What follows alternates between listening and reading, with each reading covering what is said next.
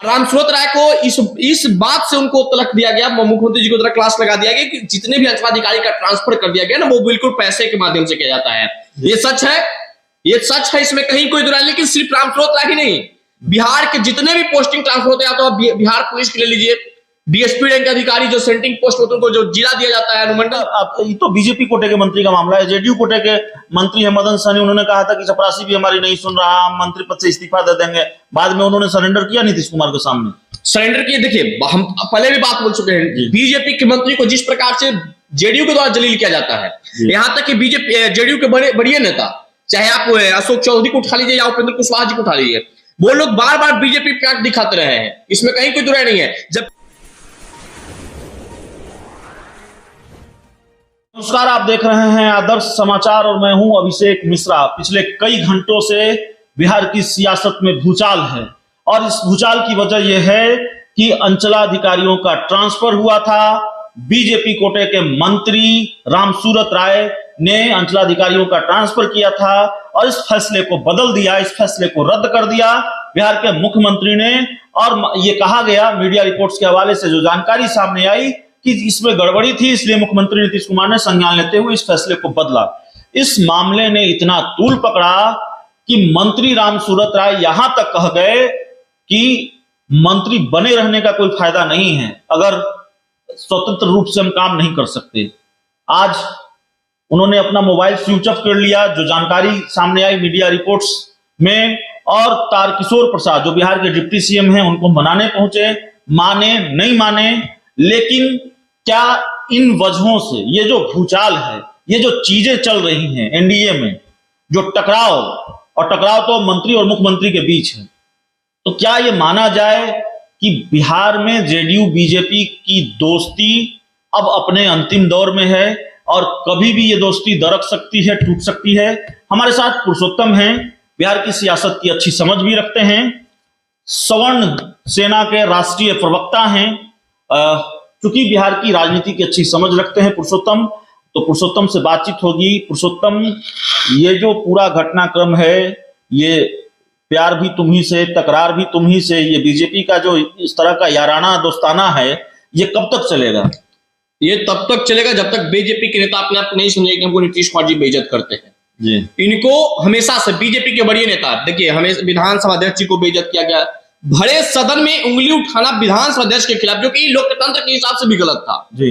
लेकिन फिर भी बीजेपी नतमस्तक रही जी। जीवेश मिश्रा को विधानसभा के विधानमंडल के प्रवेश द्वार पर ही गाड़ी को रोक दिया गया, जो कि अभी प्रोटोकॉल के माध्यम से गलत है। आज रामसूरत राय एक मंत्री है, वो अपने विभाग में अपने ही से कार्य करेंगे। अगर उनको अपनी इच्छा से कार्य नहीं करने दिया जा रहा है, तो आप इससे समझ सकते हैं कि बिहार के मुख्यमंत्री नहीं, बिहार के जितने भी मंत्री हैं वो सब नीतीश कुमार है, बाकी सब एक टीवी है, बाकी रिमोट सबका वही है। रामसूरत राय को इस बात से उनको तलक दिया गया, मुख्यमंत्री जी को तरह क्लास लगा दिया गया कि जितने भी अंचलाधिकारी का ट्रांसफर कर दिया गया ना, वो बिल्कुल पैसे के माध्यम से किया जाता है। ये सच है, ये सच है, इसमें कहीं कोई दुराई। लेकिन सिर्फ रामसूरत राय ही नहीं, बिहार के जितने भी पोस्टिंग ट्रांसफर होते हैं, तो बिहार पुलिस के ले लीजिए, डीएसपी रैंक के अधिकारी जो सेंटिंग पोस्ट होते हैं उनको जो जिला दिया जाता है, अनुमंडल दिया जाता है, उन लोगों से भी पैसा लिया जाता है। जो एसपी सेंटिंग पोस्ट होते हैं उनको जिला मिलता है, उसमें भी पैसा का रकम लिया जाता है।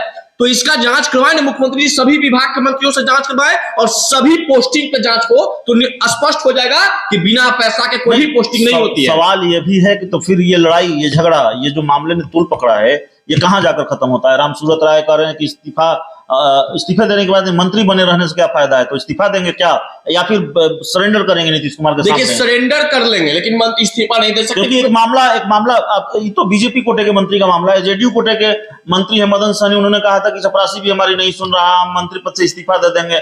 बाद में उन्होंने सरेंडर किया नीतीश कुमार के सामने। सरेंडर किए। देखिए, हम पहले भी बात बोल चुके हैं, बीजेपी के मंत्री को जिस प्रकार से जेडीयू के द्वारा जलील किया जाता है, यहां तक कि बीजेपी जेडीयू के बड़े नेता, चाहे आप अशोक चौधरी को उठा लीजिए या उपेंद्र कुशवाहा जी को उठा लीजिए, वो लोग बार बार बीजेपी पे आंख दिखाते रहे हैं, इसमें कहीं कोई दुराई नहीं है। जबकि बीजेपी केंद्र में और अन्य राज्यों में बहुत बड़ी पार्टी के रूप में है, बिहार में भी बड़ी पार्टी की भूमिका में है, लेकिन आखिरकार जेडीयू के सामने नतमस्तक क्यों है, ये सबसे बड़ी सवाल है।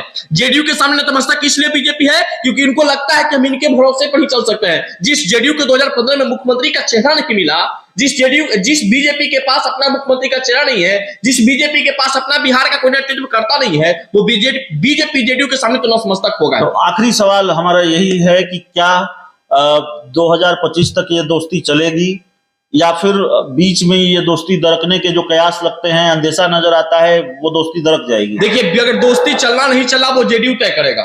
बीजेपी से कोई दिक्कत ना, आप कितनों भी बेइज्जत कीजिए, कितनों भी जलील कीजिए, बीजेपी के बड़े नेता अपने नेताओं को समझा लेंगे, चाहे रामसूरत राय हो जाए, विधानसभा के अध्यक्ष विजय कुमार सिन्हा हो जाए, जीवेश कुमार मिश्रा हो जाए, पार्टी के दबाव में सबको नतमस्तक होना पड़ेगा।